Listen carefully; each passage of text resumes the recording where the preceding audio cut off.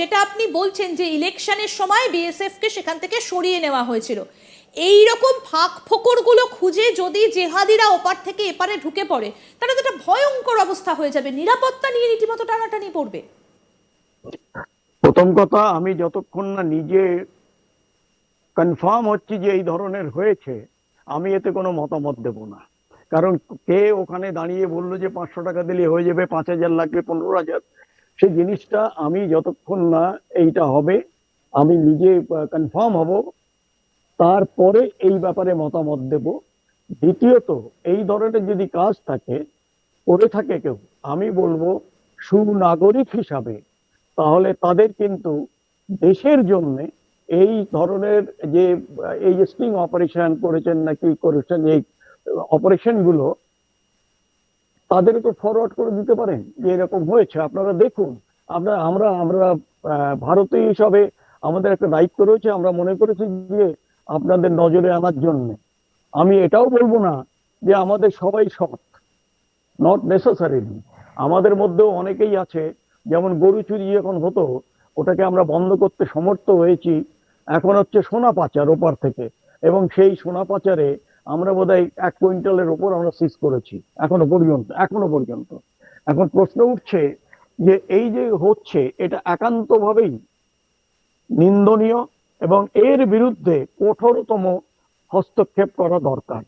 আমি সাজেস্ট করতে পারি, but since I M a retired person, আমি ওদের কোনো কাজে I cannot interfere, because everybody is very senior।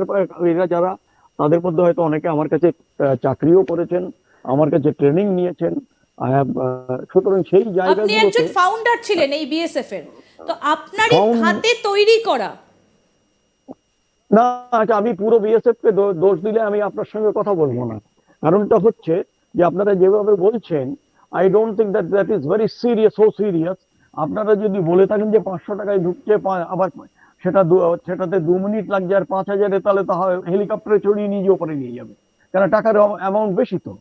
তাই যদি দেখে থাকেন আপনি, তাহলে এই যাদের সঙ্গে কথা বলছিলেন, যে যিনি স্টিং অপারেশন করলেন, তার কাছে আমার অনুরোধ, তাদের ডিটেলসটা কি একটু নেওয়া যেত? তাহলে অ্যাটলিস্ট আমরা আমাদের এদিক থেকে তো আছে, আমরা আমাদের যে কাউন্টার পার্ট আছে বিজিবি, বর্ডার গার্ডস বাংলাদেশ, তাদের যে বিওপি আছে, সেতে তাদেরকে আমরা অনুরোধ করতাম যে আসুন, এই ধরনের কাজ যা হচ্ছে, কারণ আমাদের এখনো বিজিবি এবং বিডিআর এর সঙ্গে, সরি, বিএসএফ এর সঙ্গে এখনো কিন্তু গুলি চালাচালি সব জায়গায় আমাদের কোনো এখনো ঘটেনি।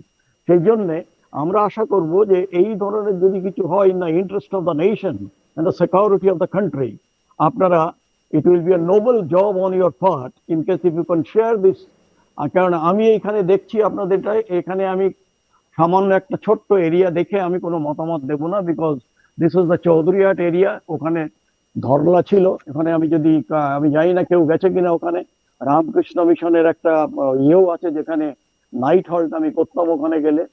এখানে আমরা যে বর্ডার এবং সীমান্ত, এই দুটোকে একটুখানি কনফিউজ না করে, আমি বলবো যে আমাদের যেটা হচ্ছে, যদি এরকম হয়ে থাকে, আমি তার তীব্র নিন্দা করছি, এবং আমি চাইছি যে যারা এই ধরনের কাজ করছে তাদের ফোর্সে থাকার কোনো রকম অধিকার বা যোগ্যতা নেই, এবং তাদের ইমিডিয়েটলি তার এগেনস্টে ইনভেস্টিগেশন শুরু করে ইন দ্য কুইকেস্ট টাইম ওদের বিরুদ্ধে অ্যাকশন নেওয়া হোক।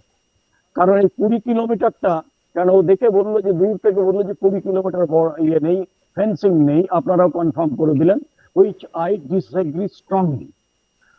এখন প্রশ্ন উঠছে, তাহলে এরা কারা?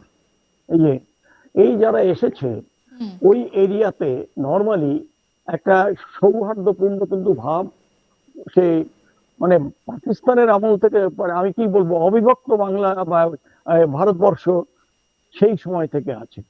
এখন সেই জায়গাটায় সেই যে ছোটখাটো জিনিসগুলো রয়ে গেছে, তোমরা বোধহয় জানো না যে ওপারের ছেলেরা এপারে এসে বিয়ে আগে বিয়ে করতেন, এবং এপার থেকে যে ওপারে বিয়ে করে আসতেন, অফকোর্স উইথ ভ্যালিড ডকুমেন্টস, যে প্রপার পাসপোর্ট নিয়ে তারা এই ইয়েতে হতেন।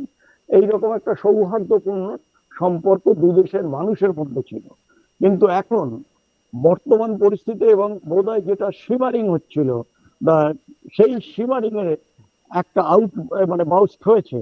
এখন আমাদের অত্যন্ত সতর্কতার সঙ্গে আমরা যেন ওদের ট্র্যাপে না ফাঁদে পড়ি, সেটাও আমাদের দেখতে হবে, যে ওরা সব রকম ভাবে দে আর ট্রাইং টু প্রভোক আস, যে আমরা যেন ওদের বিরুদ্ধে কোনো কড়া অ্যাকশন নেই, যাতে ইউএন কিংবা অন্যান্য দেশের কাছে যে কান্নাকাটি করতে পারে, এই আমাদের দেশ, ছোট দেশ, দেখেন আমাদের ভারতবর্ষ কি করতেছে।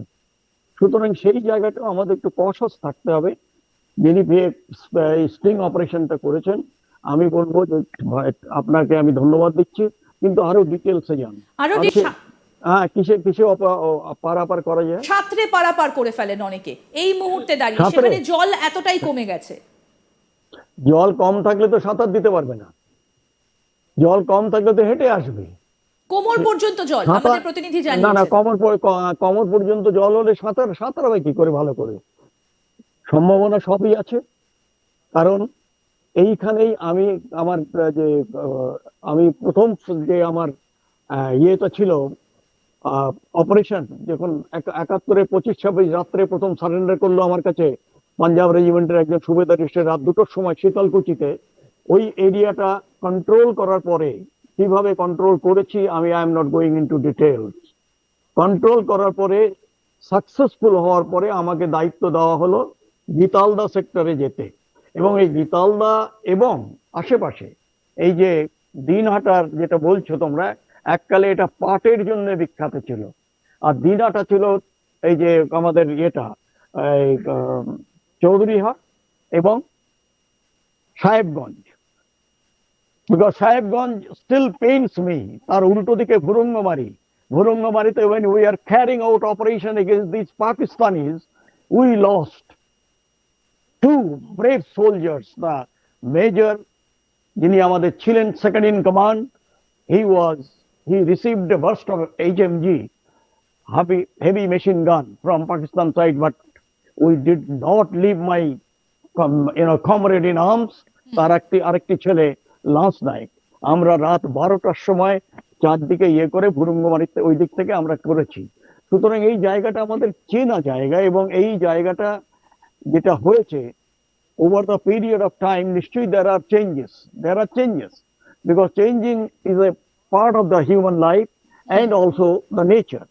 সেই জায়গাটাই এই যে শীতলা যদি ধরলাটা, আমি যেটা বললাম যে 400 থেকে 500 মিটার আমরা ওই লোহার ব্রিজ ক্রল করে পার হয়েছি রাত 12টার পরে।